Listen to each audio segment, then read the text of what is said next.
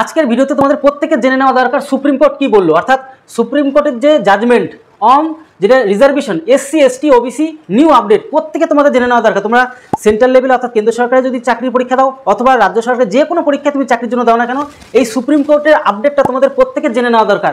কারণ এই নতুন আপডেট প্রত্যেকে যদি না জানো তাহলে কিন্তু তোমরা সমস্যায় পড়বে। তোমরা দেখতে পাচ্ছ বিশেষ করে এই যে তোমরা যারা এসসি এসটি ওবিসি রয়েছে তাদের জন্য একটা নিউ আপডেট। তাহলে এক এক করে তোমাদের সমস্ত বিষয়টা আলোচনা করে দেবো। এক এক করে তোমরা দেখো তোমাদের যে বয়সের ছাড় থেকে শুরু করে তোমাদের কাট অফের যে সমস্যাগুলো হচ্ছে, চলো এক এক করে তোমাদের সাথে আলোচনা করি। দেখো সুপ্রিম কোর্ট কি বললো। দেখো সুপ্রিম কোর্টের কাছে কিছু ছেলেমেয়েরা যে কেসটা নিয়ে গেছিলো, যেটা হাইকোর্টে চলছিল, সেই কেসটার উপরে সুপ্রিম কোর্ট সমস্ত বিস্তারিত আলোচনা করে দিয়েছে। আশা করি ভিডিওটা যদি কমপ্লিট করো তাহলে আর কোনো সমস্যাই থাকবে না। দেখো সবার প্রথমে তাদের সাথে আলোচনা করবো ওবিসির যে নাম্বার যদি বেশি হয়, মানে জেনারেলের থেকে ওবিসির নাম্বার বেশি তার সত্ত্বেও ফেল।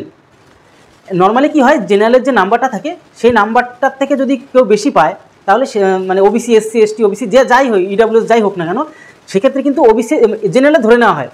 চলো একটা উদাহরণ দিয়ে তোমাদেরকে দেখাচ্ছি। মানে এই যে ওবিসি ইডাব্লিউএস এসটি এসটি তোমরা সমস্ত কিছু হওয়া সত্ত্বেও তারপরেও তোমাদের কিন্তু জেনারেলের কাট অফে তোমাদের কিন্তু নেবে না। কেন নেবে না?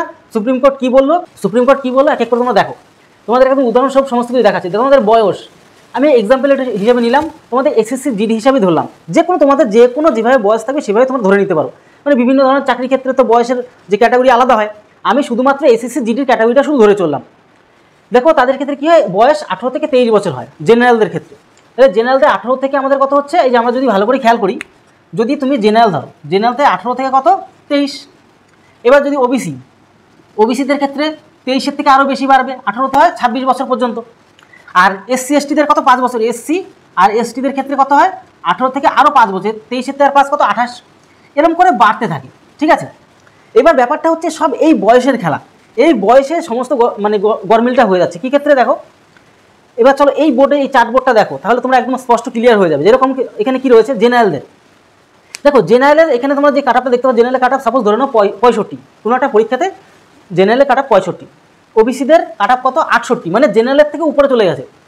হয় অনেক সময়, এটা মানে ভাবার কিছু নেই। সাপোজ ধরে চলো যে জেনারেলের কাট অফ 65, ওবিসির কাট অফ 68, এসসিদের কাট অফ হতো 67, আর এসসিদের কাট অফ হচ্ছে এসটিদের কাট অফ হচ্ছে 66। তাহলে এই হচ্ছে তাদের কাট অফ। আমি গোল গোল করে দিই তাহলে সুবিধা হয়ে যাবে। জেনারেলের 65 কাট অফ, ওবিসির 68 কাট অফ কোনো একটা পরীক্ষাতে, এসসিদের 67 কাট অফ, এসটিদের 66 কাট অফ। তাহলে এগুলো ওদের পরীক্ষা দিয়ে এসছে, তার হচ্ছে লাস্টে কাট অফ এটা আমাদের বেরিয়েছে। কিন্তু মনে করো কোনো একটা ছেলে বা মেয়ে কী করলো, জেনারেলদের সে 65 বেলা পাস করে গেল, সে কিন্তু পাস, মানে এখানে কোনো তার অসুবিধা নেই, সে কিন্তু পাস করে গেল, জেনারেল কিন্তু পাস করে গেল। কিন্তু এখানে যে ওবিসি 67, মানে 68তে পাস ওবিসির, কিন্তু পেয়ে গেল কত 67, তাহলে সেক্ষেত্রে কিন্তু ফেল। কেন ফেল লাস্টে বলছি। এখানে কিন্তু জেনারেল হিসেবে কিন্তু সে কিন্তু পাস, তাহলে হিসাবে জেনারেলে পাস করে দেওয়া দরকার ছিল সরকারের। আবার এসসিদের খেয়াল করো, এসসির কী হচ্ছে 67তে পাস কিন্তু পেয়েছে কত 66, কিন্তু জেনারেলের থেকে বেশি নাম্বার, তাহলে সেই ক্ষেত্রে পাস হয়ে যাওয়ার কথা ছিল, কিন্তু তবুও ফেল।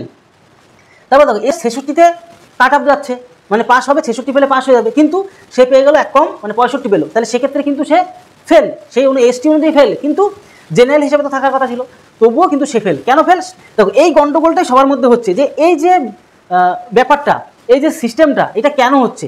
এতদিন কিন্তু ফেল হতো না, এদের সব ফেল হতো না, সবাই পাস হতো, জেনারেল হিসেবে ধরা হতো আর পাস হয়ে যেত। এটা কোন মানে কী অনুযায়ী হতো তোমাদেরকে একটু বলছি। দেখো 2017 সালে হাইকোর্টের একটা কেস ছিল, সেটা কিসের কেস, জিতেন্দ্র কুমার। ঠিক আছে, জিতেন্দ্র কুমার 2010 সালে একটা কেস করেছিল, মানে একদম লোকাল হাইকোর্টে লোকাল কোর্টে একটা কেস করেছিল। সেক্ষেত্রে কী হয়েছিল, সেই আইন অনুযায়ী, মানে সেই লোকাল আইন অনুযায়ী কী করতো, যে বয়স টয়সের ব্যাপারটা বা দেখা হতো না, ডাইরেক্ট জেনারেলের হিসেবে যদি নাম্বার থাকতো সবাইকে পাস করিয়ে দেওয়া হতো।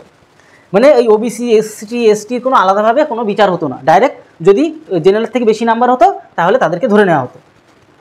এবার একটা কথা তোমাদের ক্লিয়ার করে দিই, এই জিনিসটা তোমাদের ক্লিয়ার থাকাটা খুব প্রয়োজন। জেনারেলে ধরো 65 নাম্বার, তো 65 নাম্বারের ওপরে, 65 নাম্বারের ওপরে যদি এসসি হোক, এসটি হোক, ইডাব্লিউএস হোক আর এসটি হোক, যেই হোক, যদি নাম্বার হয়ে যায়, কারো যদি জেনারেলের ওপরে নাম্বার হয়ে যায়, তাহলে তাকে জেনারেল হিসেবে ধরে নেওয়া হয় এবং তাকে কিন্তু পাস করিয়ে দেওয়া হয়। কিন্তু এক্ষেত্রে সেটাও হচ্ছে না। এবার এটা কেন হচ্ছে না চলো ক্লিয়ার করে দিই। আর এটা নিয়েই যত গণ্ডগোল, তার জন্য সুপ্রিম কোর্ট একদম ক্লিয়ার স্পষ্টভাবে জিনিসগুলো বলে দিয়েছে, যাতে কোনো সমস্যা না হয় কারো। তাহলে ওবিসির এই যে দেখো এই দ্বিতীয় নম্বর পয়েন্টটা ভালো করে খেয়াল করো। যে ওবিসির নাম্বার বেশি হলে জেনারেলে কাট অফ ধরা হয়। নর্মালি বললাম জেনারেল ওবিসি হোক এসটি হোক যাই হোক সবার যদি বেশি হয়, জেনারেলের থেকে বেশি যদি হয়ে যায় তাহলে কিন্তু সেটা কিন্তু জেনারেল কাট অফ হিসেবে ধরে নেওয়া হয়। কিন্তু এক্ষেত্রে কিন্তু কেন ধরা হচ্ছে না? কারণ হচ্ছে কি বয়সের ব্যাপারটার জন্য। এই বয়সের ব্যাপারটার জন্য যে সুপ্রিম কোর্ট যেটা বললো, যে উত্তরটা দিল সেন্ট্রাল গভর্নমেন্টের হিসেবে, যখন এরা মানে এই কেসটা তো হাইকোর্টের থেকে সুপ্রিম কোর্ট গেছে, হাইকোর্টের থেকে কোথায় গেছে? সুপ্রিম কোর্টে। এবার যখন সুপ্রিম কোর্টের কাছে গেল, সুপ্রিম কোর্ট কি তার মতামতটা কি বললো? সুপ্রিম কোর্ট যেটা বললো সেটা হচ্ছে এটা লোকাল কোর্ট না, এটা হচ্ছে সারা দেশের একটা কোর্ট, মানে সেন্ট্রাল কোর্ট আর কি। এখানে হাইকোর্ট বা কোনো রাজ্য সরকারের বিষয় নিয়ে সে আলোচনা করছে না। সে কি বললো? সুপ্রিম কোর্ট যেটা বললো সেটা হচ্ছে কি, যে তুমি যদি প্রথমে বয়সের ছাড় পেয়ে যাও, মনে করো তোমার নর্মালি কি হয় যে 18 থেকে 23 তো জেনারেলদের, মানে এসএসসি জিডিদের। তুমি যদি এই জেনারেলের বয়স টপকে গিয়ে তুমি ওবিসি এসটি এসসি ইডাব্লিউএস এর বয়স তুমি যদি সুবিধা নিয়ে নাও, কোনোটা যদি সুবিধা নিয়ে নাও, বয়সের ছাড়ের সুবিধা যদি নিয়ে নাও, তাহলে তোমাকে কিন্তু এইভাবে আলাদা করে ধরা হবে না। তুমি জেনারেলের থেকে যদি বেশিও নাম্বার পাও, তবুও তোমার জেনারেল যেই তুমি ক্যাটাগরিতে রয়েছে সেই ক্যাটাগরিতে তোমার কিন্তু নির্দিষ্ট নাম্বার তোমার পাস করতে হবে, না হলে তুমি কিন্তু কাট আপে বা পাস করতে পারবে না। ঠিক আছে, কাট আপে ক্লিয়ার হতে পারবে না, পাসও হতে পারবে না। তাহলে তোমাদের একটা জিনিস ক্লিয়ার হয়ে গেল যে বয়সের ছাড় নিলে আর বয়সের ছাড় না নিলে, তুমি যদি বয়সের ছাড় না নাও, এটা আবার ক্লিয়ার করে দিচ্ছি তোমাদেরকে, বয়সের ছাড় যদি তুমি না নাও তাহলে তোমার কোনো অসুবিধা নেই, তাহলে তোমাকে জেনারেল হিসেবে ধরে নেবে, তাহলে তুমি কিন্তু এক্ষেত্রে পাস। এখানে যদি বয়সের ছাড় না নাও, মানে তোমার বয়স যদি 23 বছরের ভেতরে থাকে, মানে 23 বছরের উপর এখনও টপকায়নি, তাহলে তুমি এই সবকটা ক্ষেত্রেই তুমি কিন্তু পাস। কিন্তু তুমি যদি বয়সের ছাড় নিয়ে ফেলো, তোমার যদি 23 বছর টপকে যায় বয়স, তুমি এই ওবিসি এসটির বয়স আলাদা করে নিচ্ছ, ধরো তোমার 24 বছর হয়ে গেছে, 25 বছর 26 বছর, সেক্ষেত্রে তোমার কিন্তু আর এই আলাদা করে অপরচুনিটিটা পাবে না। তাহলে তো মেন কথা হচ্ছে কি, তোমার যদি বয়সের যদি আলাদা করে ছাড় না নাও, তুমি ছাড় নিয়ে তো তুমি যদি তোমার যদি বয়স হয়ে যায় 23 বছরের ওভার যদি হয়ে যায়, তাহলে তুমি তো জেনারেল হিসেবে থাকছো না, তুমি তোমার ওই আলাদা আলাদা ক্যাটাগরির সুযোগ সুবিধা নিচ্ছ। আর যখনই সুযোগ সুবিধা নিচ্ছ তখনই তুমি কিন্তু জেনারেল হিসেবে তোমাকে আর ধরা হবে না। এই হচ্ছে ব্যাপার, মূল ব্যাপারটা হচ্ছে এইখানেই। শেষ সিদ্ধান্তটা তোমাদের এটাই যে তুমি যদি বয়সের ছাড় নিয়ে নাও, তাহলে তুমি কিন্তু আলাদা করে কোনো সুযোগ সুবিধা পাবে না। তোমার যদি কাট আপের থেকেও ওই জেনারেলের থেকেও বেশি নাম্বার থাকে, তাও তোমাকে কিন্তু তোমার ক্যাটাগরি অনুযায়ী সেই হিসাবে নাম্বার তুলতে হবে। যদি তার থেকে কমও পেয়ে যাও, তাহলে তুমি কিন্তু পাস করতে পারবে না। বোঝা গেল? আর যদি বেশি পেয়ে যাও তাহলে তো কোনো ব্যাপারই নেই।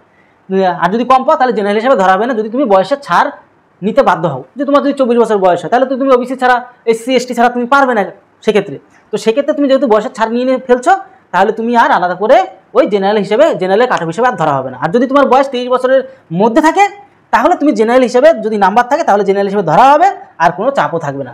এই হচ্ছে টোটাল বিষয়।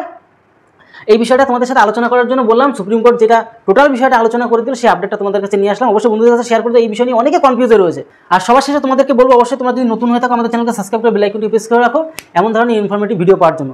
আর তোমাদেরকে দুর্দান্ত একটা খবর দিচ্ছি, সেটা হচ্ছে কি, তোমরা যদি এই চ্যানেল থেকেই math, reasoning, GK, English, AI related video, মানে ভবিষ্যতে জানো এআই ছাড়া কিছু হবে না, এআই টোটাল বিষয়টাকে কভার আপ করে দিচ্ছে এখন বর্তমানে। তো এআইটা যদি একদম বেসিক লেভেলটা শিখতে চাও, কেন অনেকে তোমরা শিখতে চাইছো, তাহলে অবশ্যই আমাদের যে নাম্বারটা দেওয়া আছে সেই নাম্বারে অবশ্যই যোগাযোগ করবে। তাহলে ভিডিওটা দিয়ে তোমার পরিবারের সাথে ভালো থাকো, সুস্থ থাকো। জয় হিন্দ, জয় ভারত।